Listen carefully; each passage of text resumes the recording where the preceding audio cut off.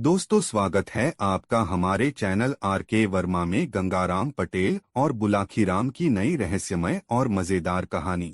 दोस्तों, काशी यात्रा में गंगाराम पटेल और बुलाखीराम नाई जिस शहर में रात्रि विश्राम के लिए ठहरे, वहां बुलाखीराम ने फिर एक अनोखा दृश्य देखा। उसने देखा कि शहर के बहुत से धनीमानी सम्मानित लोग एक युवक को अपने कंधों पर उठाए उसकी जय जयकार करते हुए बाजार से गुजर रहे थे। युवक अपना हाथ हिलाकर उनका अभिवादन स्वीकार कर रहा था। यह दृश्य देखकर बुलाखीराम वापस लौट पड़ा। रात को भोजन आदि से निवृत्त होकर बुलाखी ने यह घटना गंगाराम पटेल को सुनाकर उसका रहस्य भेदन करने के लिए कहा तो गंगाराम बोले, बुलाखी, इस घटना का रहस्य जानने से पहले मैं तुझे एक कहानी सुनाता हूँ। पहले उस कहानी को सुन लो। कथा के समापन पर इसका रहस्य अपने आप उजागर हो जाएगा। तो सुनाइए न पटेल जी वह कहानी।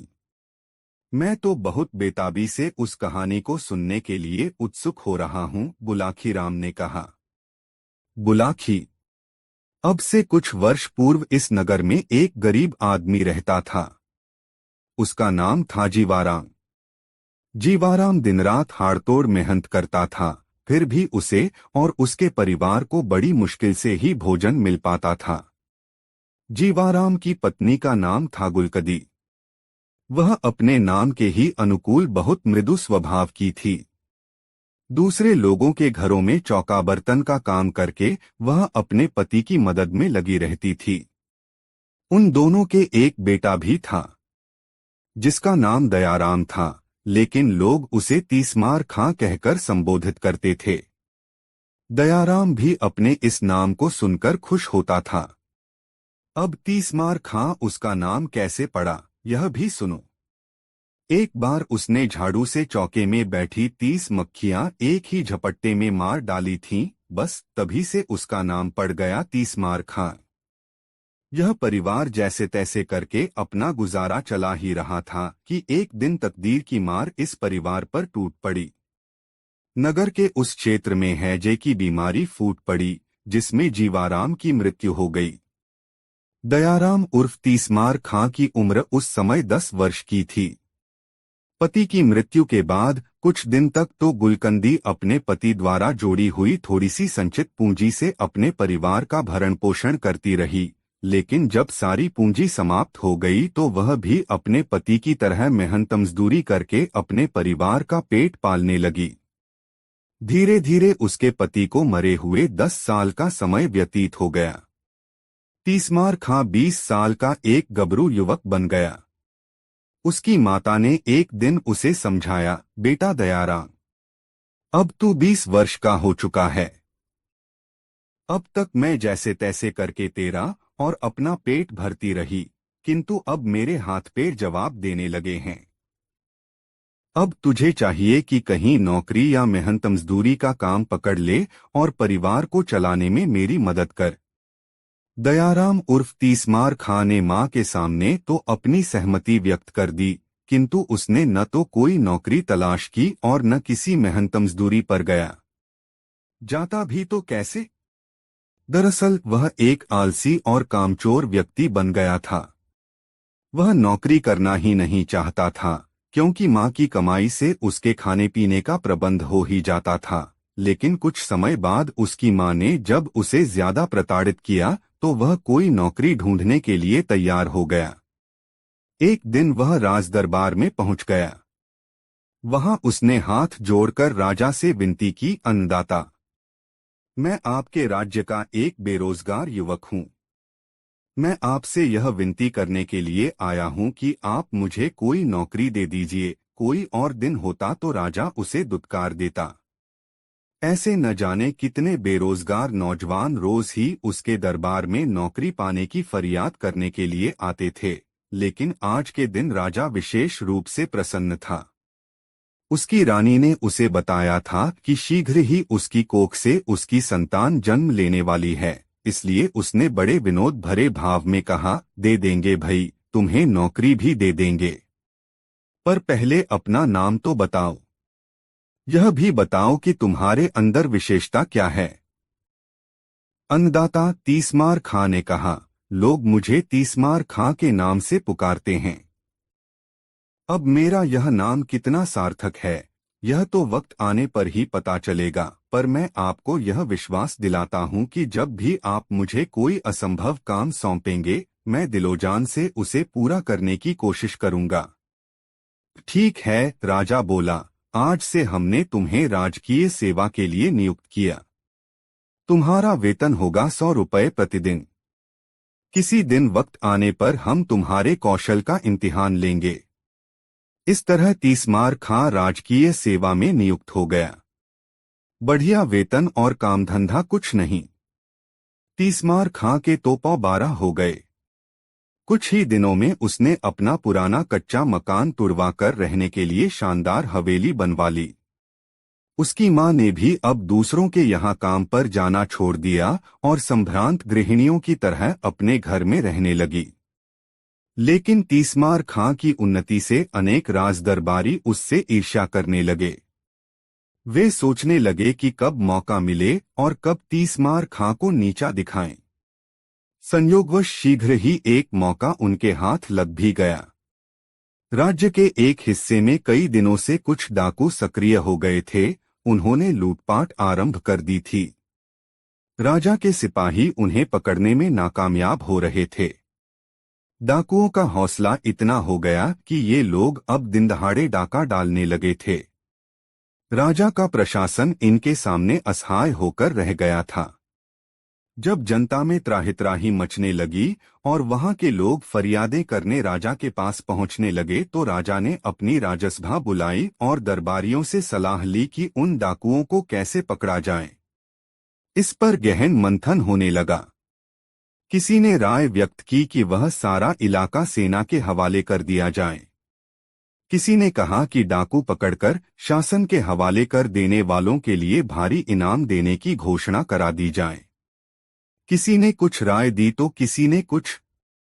तभी राजा के एक मंत्री ने, जो तीसमार खां से द्वेष रखता था, राजा से कहा, अन्नदाता, यह काम तीसमार खां को सौंप दीजिए।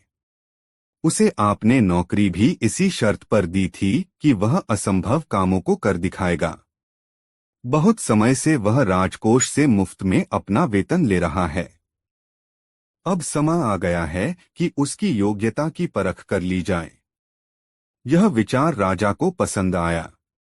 राजकार्यों में उलझे रहने के कारण यह बात उनके ध्यान से उतर गई कि उन्होंने तीसमार खां को नौकरी इसी शर्त पर दी थी कि वह असंभव कार्यों को संभव कर दिखाएगा।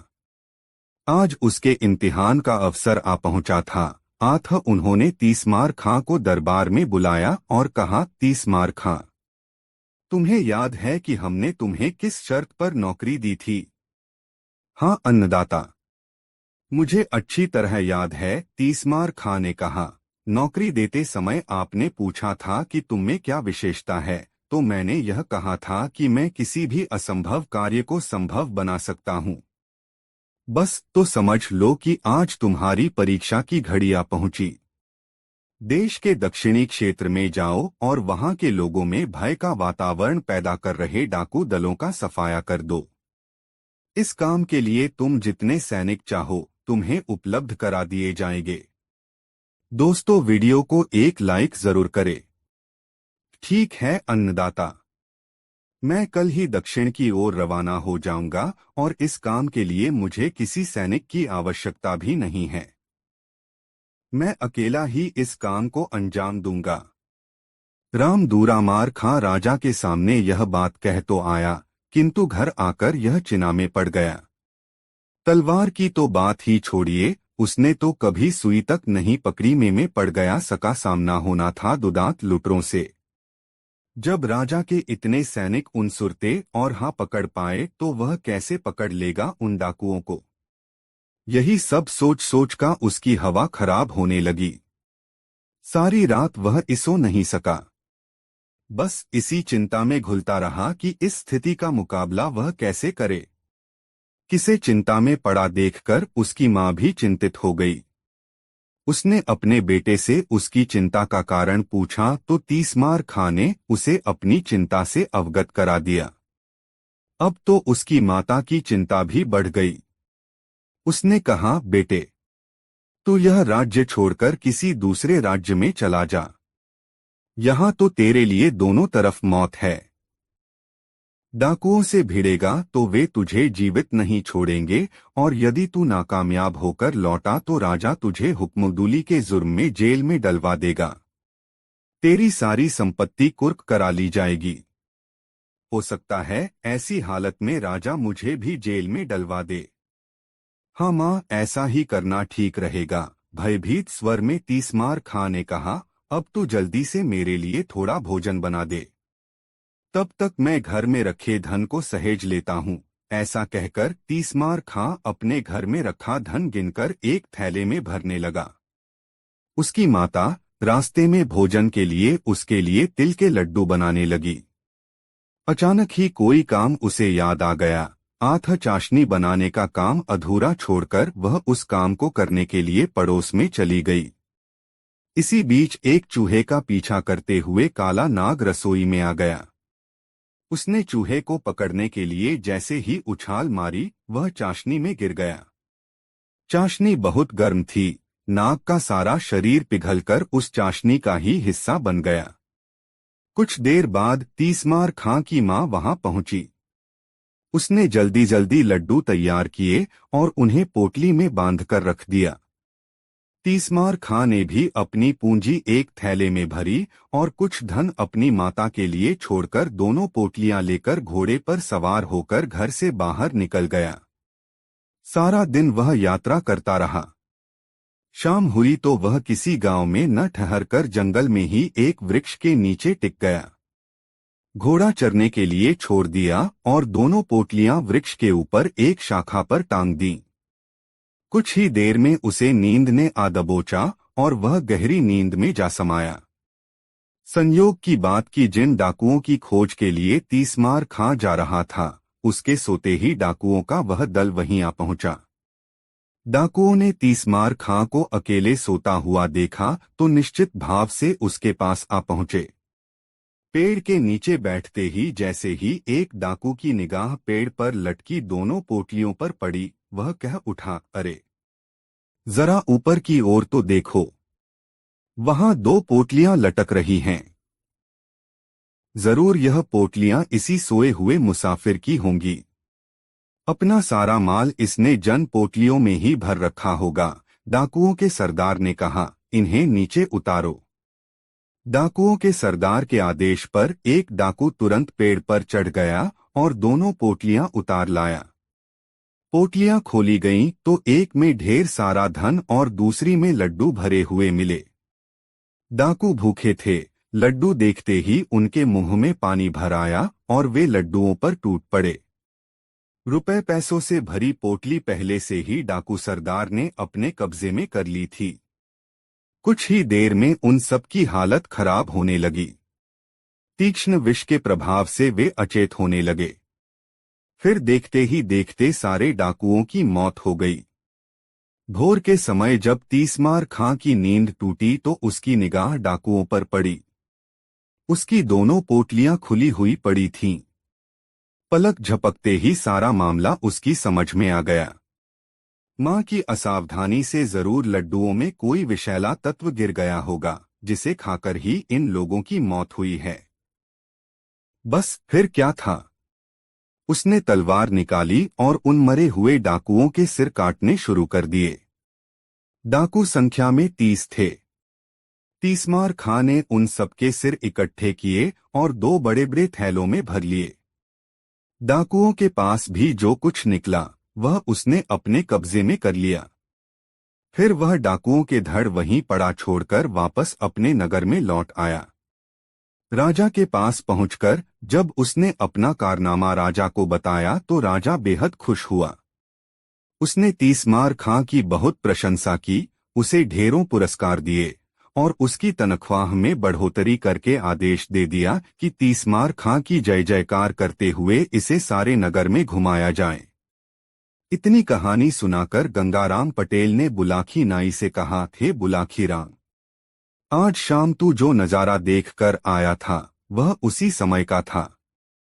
नागरिकों के कंधे पर जो व्यक्ति बैठा था वह दयाराम उर्फ तीसमार खां ही था। उसके पीछे पीछे जो लोग उसकी जय जयकार कर रहे थे वे शहर के धनी मानी व्यक्ति और राज कर्मचारी थे। उनमें वह मंत्री भी था जिसने तीसमार खां के विरुद्ध राजा को उकसाया था। अब बता, तेरी शंका का समाधान हो गया ना? हाँ पटेल जी, हो गया। अब आप भी सोइए और मैं भी सोता हूँ, कल फिर से यात्रा करनी है।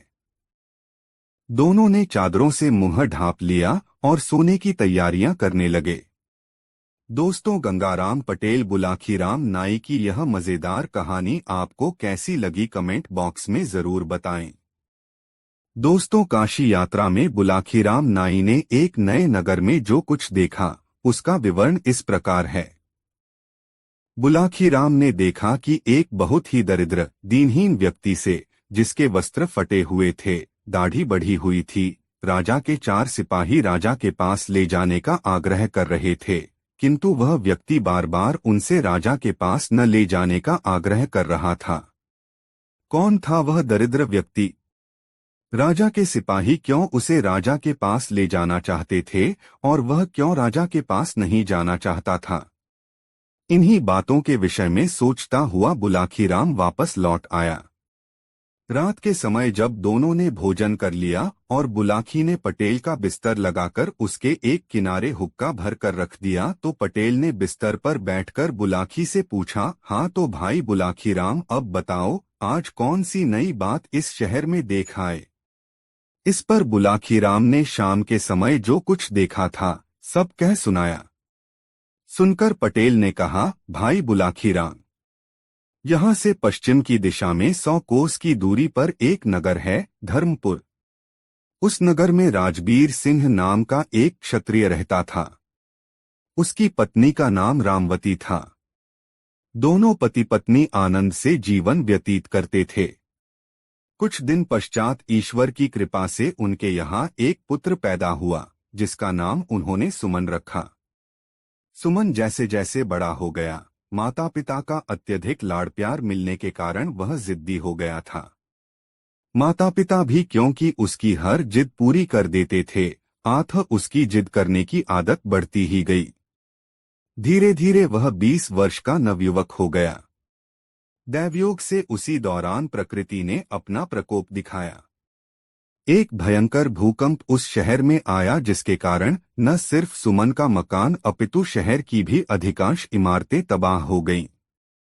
सैकड़ों लोग मलबे के नीचे दबकर मर गए। हजारों लोग जख्मी हो गए। मरने वालों में सुमन के माता पिता भी थे। इस दारुण दुख के कारण सुमन के दिल पर भारी आघात लगा। उसने जैसे तैसे अपने माता पिता का अंतिम क्रियाकार्य संपन्न किया और फिर अपनी स्थिति पर विचार करने लगा। मकान तो रहने योग्य रहा ही नहीं था, धन भी उसके पास विशेष नहीं था। अब उसे यह चिंता हुई कि उसका गुजारा कैसे होगा। माँ बाप का लाडला होने के कारण कभी उसने ऐसा कोई काम सीखने का प्रयास ही नहीं किया था जो आगे चलकर उसकी जीविका उपार्जन करने में सहायक होता, और मेहनत मजदूरी का काम वह करना नहीं चाहता था। बुलाखी जब तक माता पिता द्वारा अर्जित धन उसके पास रहा वह उससे अपना गुजारा चलाता रहा, किंतु जब वह धन समाप्त हो गया तो स्थिति भूखों मरने की आ पहुंची। तब उसने विचार किया कि यह नगर छोड़कर किसी दूसरे नगर में चलना चाहिए। इस नगर में तो सभी लोग उसे जानते हैं, इसलिए वह यहाँ भीख भी नहीं मांग सकता, लेकिन परदेश में ऐसी कोई दिक्कत नहीं है, वहाँ वह भीख मांगकर भी अपना गुजारा कर लेगा, तब भी उसे पहचानने वाला कोई नहीं है। ऐसा विचार कर वह अपना नगर छोड़कर परदेश के लिए चल पड़ा। सुमन लगातार 8 दिन एक ही दिशा में आगे बढ़ता रहा। उसे भूख लगती तो वह जंगली बेर या कंदमूल फल आदि तोड़कर खा लेता और किसी नदी या सरोवर का जल पीकर अपनी प्यास मिटा लेता। एक दिन वह एक ऐसे जंगल में पहुंचा जहां न कोई तालाब था और न कोई नदी। उसे प्यास लगी हुई थी। आठ वह पानी की तलाश में इधर उधर भटकने लगा। काफी दूर चलने पर उसे एक आम्रकुंज नजर आया। उस आम्रकुंज में सिर्फ आम के ही वृक्ष नहीं थे, दूसरे भी अनेक प्रकार के वृक्ष थे जिन पर फल लगे हुए थे। कुंज के बीचों बीच एक मनोरम सरोवर था, जिसमें नाना प्रकार के जलचर किलोले कर रहे थे। कुंज में पहुंचकर सुमन ने सबसे पहले तो सरोवर से भरपेट पानी पिया, फिर वृक्षों से कुछ फल तोड़े और अपनी क्षुधा शांत की। तत्पश्चात वह एक वृक्ष का सहारा लेकर भूमि पर बैठ गया। वह परिश्रम के कारण बुरी तरह से थका हुआ था। आठ जल्दी ही उसे नींद आई और वह सो गया। बुलाखी। वह आम्रकुंज परियों के राजा का था। उसने अपनी बेटी शबन के लिए उस आम्रकुंज का निर्माण कराया था। परियों की शहजादी शबन कभी कभी वहां अपनी सखियों के साथ सैर करने के लिए आती रहती थी। जिस दिन का यह वाकया है, उस दिन भी वह संयोग से अपनी सहेलियों के साथ वहां आई हुई थी। सुमन को जब उसने अपने आम्रकुंज में बेसुध सोए हुए देखा तो वह उस पर मोहित हो गई। परियों की शहजादी ने जब अपनी पायल झनझनाई तो उनके घुंघरुओं की आवाज सुनकर सुमन की निद्रा टूट गई। आंखें खोलकर देखा तो सामने एक परिजात को पाया। दोनों की आंखें चार हुई तो दोनों ही एक दूसरे के अदृश्य प्रेम में बंध गए। फिर तो उनमें देर तक बातें होती रहीं। परियों की शहजादी ने सुमन को अपना परिचय दिया और सुमन ने उससे अपनी दास्तां बयान कर दी। सुमन की दास्तां सुनकर परी शबन का दिल पसीज उठा। उसे सुमन पर दया आ गई। उसने अपने गले से तावीज उतारा और उसे सुमन को देकर कहा, थे युवक, यह तावीज अपने पास रख लो। यह मेरे प्रेम की निशानी है, तुम इसे कभी अपने शरीर से अलग मत करना। यह हर संकट में तुम्हारे काम आएगा। यह कहकर वह परी वहां से चली गई। सुमन भी उठकर अपने गंतव्य की ओर चल पड़ा। 2 दिन बाद वह एक नगर में पहुंचा। वहां पहुंचकर उसने कोई काम ढूंढने का प्रयास किया, किंतु किसी भी जगह पर उसे कोई काम न मिला। तब यह विचार कर कि कल सुबह यहाँ के राज दरबार में जाकर राजा से कोई काम मांगूंगा, वह राजमहल की दीवार के साथ ही भूमि पर पड़कर सो रहा। आधी रात का समय हुआ तो किसी स्त्री के रोने का स्वर सुनकर उसकी नींद खुल गई। वह विचार करने लगा कि अवश्य ही वह स्त्री किसी मुसीबत में है, चलकर देखना चाहिए कि उसे क्या कष्ट है। बुलाखी। उस स्त्री के रोने का स्वर वहां के राजा ने भी सुना था। वह उस समय जाग रहा था, यह देखने के लिए कि उस दुखियारी स्त्री को क्या तकलीफ है जो वह आधी रात को इस प्रकार विलाप कर रही है। राजा महल से निकलकर उस दिशा में चल पड़ा जिधर से रोने का स्वर आ रहा था। उधर सुमन भी राजा से पहले उस स्त्री के रोने की दिशा में चल दिया था। अब आगे आगे सुमन और पीछे पीछे राजा, दोनों उस स्त्री की खोज में चल पड़े। सुमन राजा से पहले उस स्त्री के पास पहुंचा। उस स्त्री ने अच्छे वस्त्राभूषण धारण किए हुए थे। सुमन ने उसके पास जाकर पूछा, हे देवी, तुम्हें क्या कष्ट है जो आधी रात के समय में इस प्रकार विलाप कर रही हो? यह सुनकर उस स्त्री ने रोना बंद कर दिया। वह बोली, मेरा दुख जानकर क्या करेगा बेटा? तू तो स्वयं ही इस नगर में कोई परदेशी जान पड़ता है। तेरी हालत भी किसी दीनहीन व्यक्ति जैसी दिखाई दे रही है। मेरा दुख तो वही व्यक्ति दूर कर सकता है जो हर तरह की सामर्थ्य रखता हो। हे देवी, सुनकर सुमन ने कहा, जब अपने मुख से मुझे बेटा कहा है तो अपने बेटे से अपना दुख जरूर कहो। भला बेटा माँ के काम नहीं आएगा तो कौन काम आएगा? रही दीनहीन होने की बात, मैं दीनहीन जरूर हूँ, यहाँ परदेशी भी हूँ, लेकिन सामर्थ्य में किसी से कम नहीं हूँ। तुम सेवा बताओ, मैं तत्काल उसे पूरी करने की कोशिश करूंगा।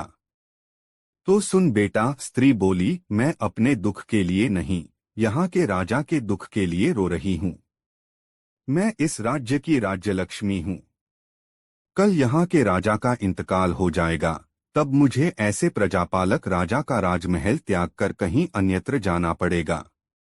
मैं अब तक यहाँ बड़े आराम के साथ रह रही थी, किंतु कल के बाद न जाने मुझे कैसे राजा के यहाँ जाना पड़े, वह राजा मेरे साथ न जाने कैसा व्यवहार करे। इसी आशंका से मैं भयभीत हूँ और इस राजा की मृत्यु के शोक से बरबस ही मेरी रुलाई फूट पड़ रही है। इसी वजह से मेरे आंसू नहीं थम रहे।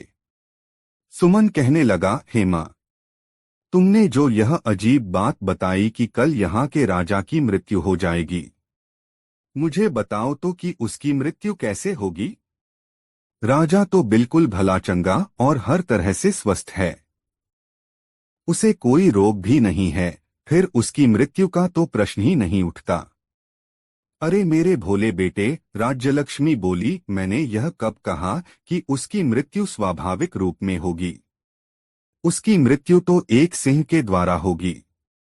सुन, कल यह राजा आखेट के लिए वन में जाएगा, वहीं एक सिंह शिकार के दौरान इसे मार डालेगा। यह सुनकर सुमन ने कहा, हेमा, जब तुम्हें इतना ज्ञान है कि राजा की मृत्यु सिंह के शिकार के दौरान होगी, तो तुम यह भी अवश्य जानती होगी कि राजा की मृत्यु किस प्रकार टल सकती है। मुझे वह उपाय बताओ, मैं अपने प्राण देकर भी राजा के प्राणों की रक्षा करने की कोशिश करूंगा। देवी बोली, हे परदेशी, उपाय तो है, किंतु वह करना कठिन है। मैं तुझे वह उपाय बताए देती हूँ। उपाय यह है कि जब राजा आखेट करने वन में जाए तो तू भी उसके साथ वन में चले जाना और राजा के साथ परछाई की तरह लगे रहना। सिंह जब राजा को असावधान पाकर उस पर झपटने को हो, उससे पहले ही तू सिंह पर झपट पड़ना और अपनी तलवार से सिंह को मार डालना, लेकिन यह सब तेरी फुर्ती, शक्ति और चपलता पर निर्भर करता है। यदि तनिक भी चूक हुई तो सिंह राजा के साथ साथ तुझे भी फाड़ डालेगा। ऐसा नहीं होगा माँ, सुमन ने कहा, मैं बहुत सतर्क रहूंगा और हर हाल में राजा के जीवन की रक्षा करूंगा। तेरा कल्याण हो, कहकर वह स्त्री अंतर्धान हो गई। राजा ने अंधेरे में छिपकर उन दोनों का सारा वार्तालाप सुना। उसे अनजाने मित्र सुमन के ऊपर गर्व हो आया, जो न तो यहाँ का निवासी ही था और न राजा का कोई मित्र अथवा रिश्तेदार, फिर भी वह उसके लिए अपनी जान जोखिम में डालने को तैयार था। राजा उसी समय उसके सामने जाहिर होना चाहता था, किंतु न जाने क्या सोचकर उसने अपना कार्यक्रम बदल दिया। वह घूमा और सीधा अपने महल में चला गया। सुमन भी लौटकर अपने पहले वाली जगह पर पड़कर सो गया। बुलाखीराम। जब राजा अपने महल में आकर पलंग पर लेटा तो वह अपने मन में विचार करने लगा कि कल मैं शिकार करने के लिए जाऊंगा ही नहीं, और जब जंगल में जाऊंगा ही नहीं तो सिंह के हाथों मेरी मौत कैसे हो जाएगी। ऐसा विचार करके राजा ने निश्चय कर लिया कि कल किसी भी हालत में वह वन की ओर नहीं जाएगा, चाहे कैसी भी आवश्यकता क्यों न पड़ जाए। लेकिन राजा का यह निश्चय अगले दिन धरा का धरा रह गया। भोर होते ही राजा का एक परम मित्र उसके पास आ पहुंचा। उसका वह मित्र स्वयं भी एक रियासत का राजकुमार था और एक दक्ष शिकारी भी था। उसने जब राजा से शिकार करने के लिए वन में चलने को कहा तो राजा इनकार न कर सका और अपने शिकारियों को साथ लेकर वन की ओर चल पड़ा। इस बीच सुमन साये की तरह राजा के साथ लगा रहा। उस बेचारे के पास कोई हथियार तो था नहीं, अतः उसने निश्चय कर लिया कि अपने हाथों से ही वह सिंह का मुकाबला करेगा। हाका शुरू हुआ।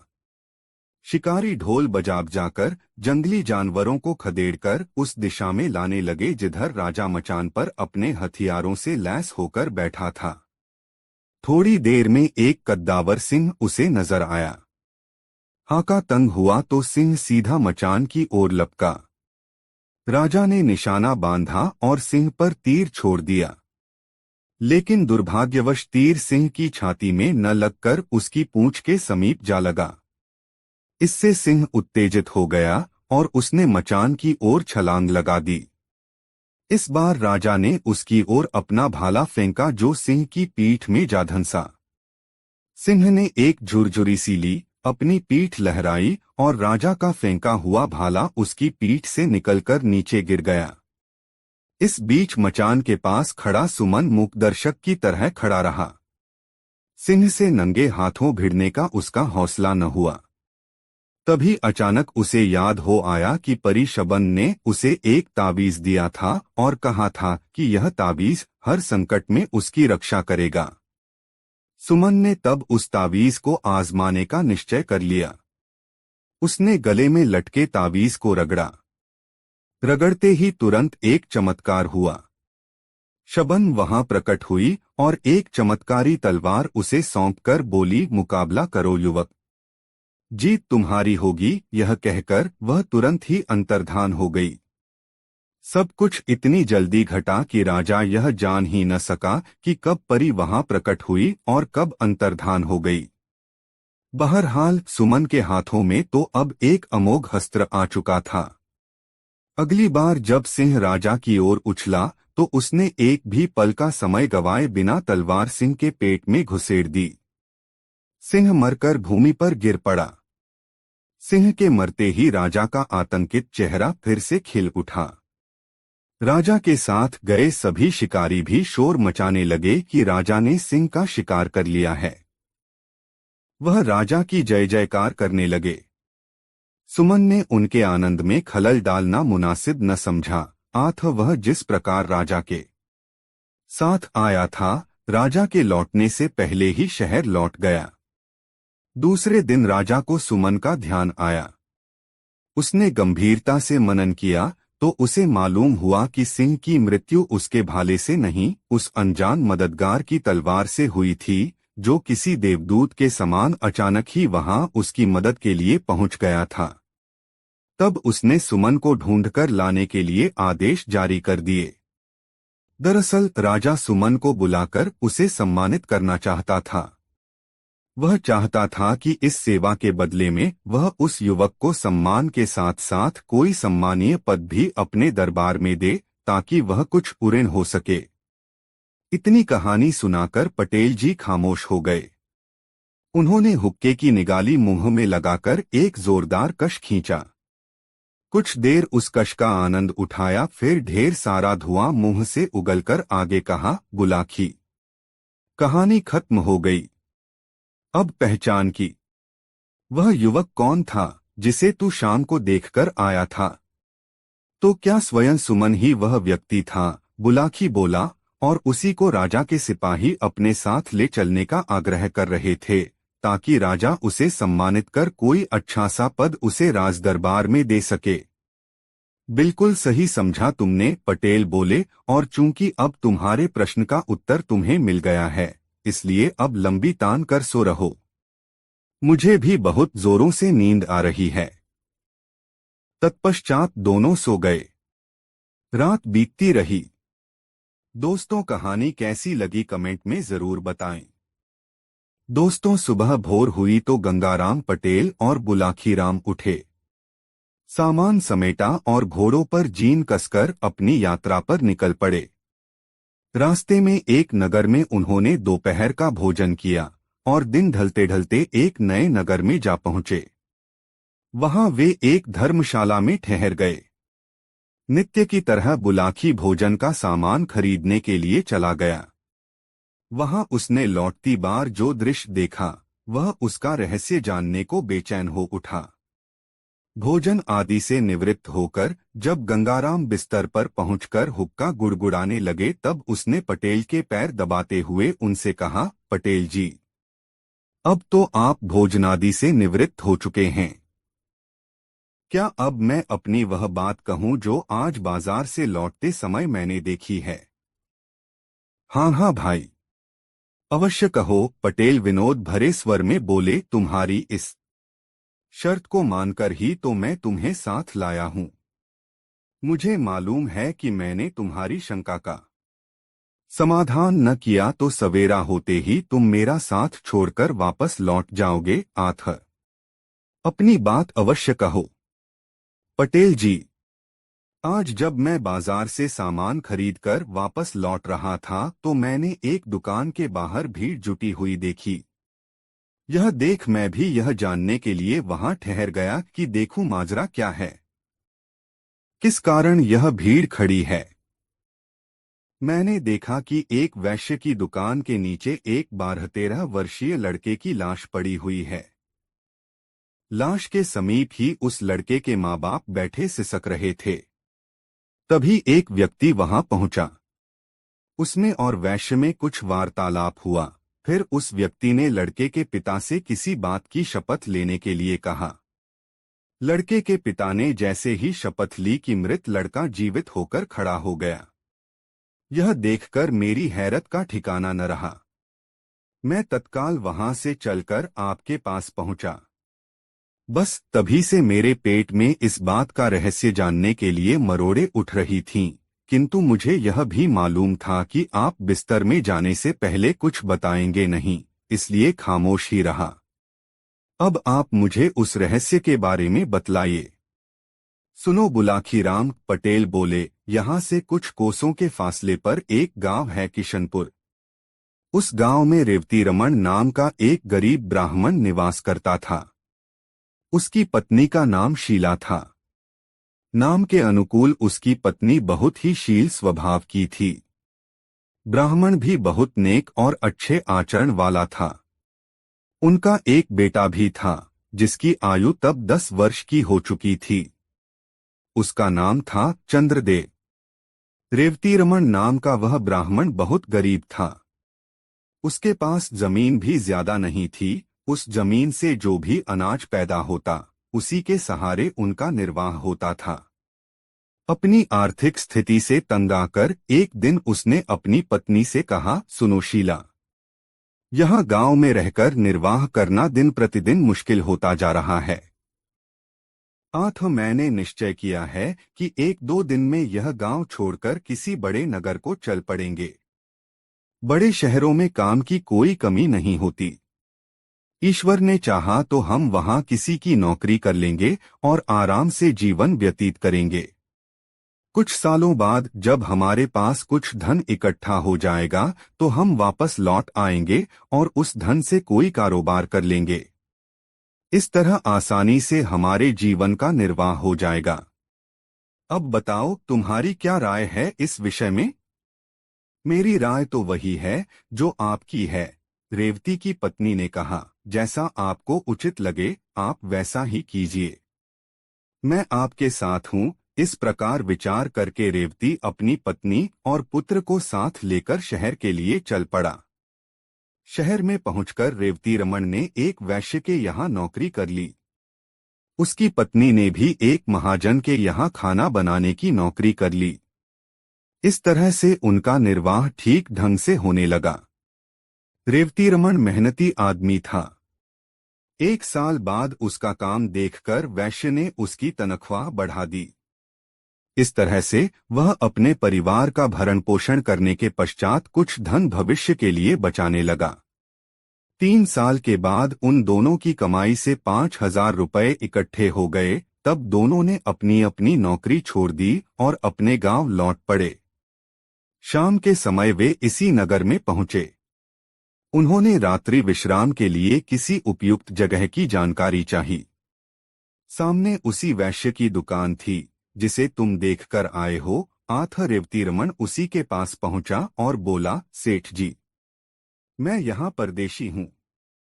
मेरे साथ मेरा परिवार भी है। मैं रात्रि विश्राम के लिए किसी उपयुक्त जगह की तलाश में हूँ। क्या आप मुझे कोई ऐसा स्थान बता सकते हैं जहां हम सुरक्षित रह सकें? कोई जोखिम की चीज तो नहीं है तुम्हारे पास? मेरा मतलब है रुपया पैसा। वह तो है सेठ जी। इसीलिए तो मैं किसी सुरक्षित जगह पर रात को ठहरना चाहता हूँ। देखो भाई, सेठ बोला, तुम्हारे रात्रि विश्राम के लिए तो मैं तुम्हें जगह दे सकता हूँ, लेकिन तुम्हारे पास मौजूद रुपयों की जिम्मेदारी नहीं ले सकता। यह शहर चोर लुटेरों के लिए बहुत बदनाम है।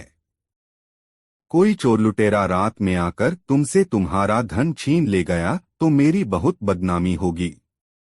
तुम एक काम करो, तुम्हारे पास जितना धन है वह मेरे पास जमा कर दो। सवेरे जब तुम जाने लगो तो अपना धन सहेज लेना। ठीक है सेठ जी। आप इस शहर में सम्मानित नागरिक हैं। हमें आप पर पूरा यकीन है कि आप अमानत में खयानत नहीं करेंगे। मेरे पास 5,000 रुपए हैं। उन्हें आप अपने पास जमा कर लीजिए। सुबह जाने से पहले मैं आपसे अपना रुपया वापस ले लूंगा। ऐसा कहकर रेवती रमन ने अपना पैसा उस वैश्य के पास जमा करवा दिया। वह रात रेवती रमन और उसके परिवार ने सेठ की दुकान के बाहर लगे फट्टों पर सोकर काट ली। प्रातः जब सेठ ने दुकान खोली तो रेवती रमन ने उससे अपना पैसा वापस मांगा। इस पर सेठ की त्योरियां चढ़ गईं। उसने तेज आवाज में पूछा, कैसा पैसा? तुमने मुझे कोई पैसा नहीं दिया था। इस पर दोनों में तकरार होने लगी। पड़ोसी और राहगीर इकट्ठे हो गए। सेठ के पड़ोसियों ने तब उनका विवाद खत्म करने के लिए रेवती रमन से कहा, देखो भाई, तुम कहते हो कल रात तुमने इनके पास 5,000 रुपए जमा कराए थे, जबकि ये सेठ इस बात से साफ इनकार कर रहा है। अब कौन सच्चा है और कौन झूठा, इसका फैसला तो शपथ लेकर ही किया जा सकता है। क्या तुम अपने इकलौते बेटे की कसम खाकर यह बात कह सकते हो कि तुमने रात इस सेठ के पास 5,000 रुपए जमा कराए थे? बिल्कुल कह सकता हूँ, रेवती रमन बोला। जो बात सच है उसके लिए मैं कैसी भी शपथ लेने को तैयार हूँ। क्यों सेठ, क्या तुम्हें भी यह बात मंजूर है? बिल्कुल मंजूर है, सेठ बोला। न्यायकर्ताओं ने तब रेवती रमन से उसके बेटे के सिर पर हाथ रखकर यह कसम खाने के लिए कहा कि यदि उसकी शपथ झूठी है तो तत्काल उसके बेटे की मृत्यु हो जाए। बुलाखी पटेल ने आगे कहा, किस्मत का खेल देखो। जैसे ही रेवती रमन ने अपने बेटे चंद्रदेव के सिर पर हाथ रखकर यह शपथ ली कि तत्काल उसके बेटे की मौत हो गई। झूठा होते हुए भी उस सेठ के चेहरे पर विजय के भाव झलक उठे। रेवती और उसकी पत्नी सन्न रह गए। वहां उपस्थित भीड़ और न्यायकर्ताओं ने रेवती को बहुत लानत मलामतें दी, क्योंकि वह झूठा साबित हो गया था। रेवती की हालत ऐसी हो गई जैसे भरे बाजार में उसे किसी ने नंगा कर दिया हो। पति पत्नी दोनों ही सिसक रहे थे और भीड़ उनका मजाक उड़ा रही थी, उन पर फप्तियां कस रही थी। तभी उस भीड़ में से निकलकर एक आदमी रेवती रमन के पास पहुंचा।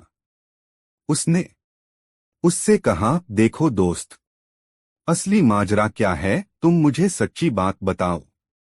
क्या वाकई तुमने इस सेठ को 5,000 रुपए जमा करने के लिए दिए थे?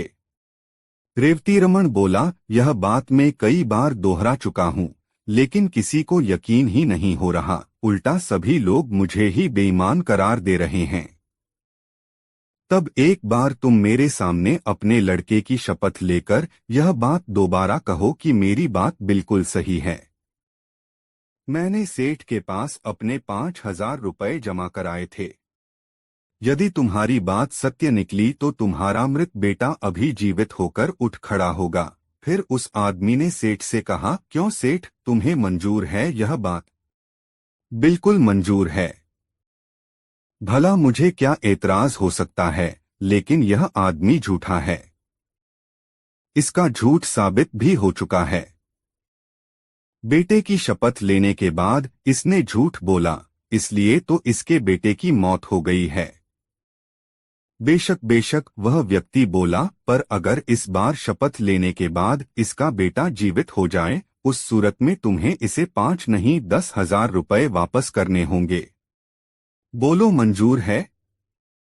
कहा तो है, मुझे इसका चैलेंज मंजूर है, सेठ ने कह दिया।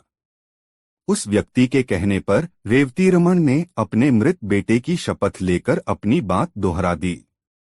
शपथ लेते ही एक चमत्कार हो गया। रेवती रमन का मृत बेटा जीवित होकर उठ बैठा। सारी भीड़ यह देखकर आश्चर्यचकित रह गई। तब सेठ को वादे के अनुसार रेवती रमन को 5 की जगह 10,000 रुपए लौटाने पड़े। इतनी कहानी सुनाकर गंगाराम पटेल ने आगे कहा, बुलाखी औरों की तरह तुझे भी इस बात पर जरूर आश्चर्य हो रहा होगा कि आखिर वह व्यक्ति था कौन, जिसने न सिर्फ रेवतीरमण के बेटे चंद्रदेव को जीवित किया अपितु जिसने सेठ से उसे दोगुना धन वापस दिलवाया। तो सुन, मानव के वेश में वह व्यक्ति साक्षात कलियुग था, जो अपने कलिकाल का प्रभाव लोगों को दिखाना चाहता था। यह कलियुग है बुलाखी। इस काल में कैसी भी अनहोनी घटना घट जाए उस पर आश्चर्य नहीं होना चाहिए। आज तू जिस दृश्य को देखकर आया था वह वही दृश्य था। उम्मीद है अब तेरी जिज्ञासा शांत हो गई होगी। आथा अब मुझे भी सोने दे और खुद भी सो रहा है। कल प्रातः फिर से काशी यात्रा के लिए चलना है, कहकर पटेल ने आंखें मूंद लीं और निद्रारानी की गोद में समा गए। करवट बदलकर बुलाखी नाई भी सो गया। दोस्तों, गंगाराम पटेल बुलाखीराम नाई की यह मजेदार कहानी आपको कैसी लगी कमेंट बॉक्स में जरूर बताएं। ऐसी और नई मजेदार कहानी सुनने के लिए हमारे चैनल आरके वर्मा को सब्सक्राइब जरूर कर लें और यह वीडियो अपने मित्रों के साथ जरूर शेयर करें। वीडियो देखने के लिए धन्यवाद।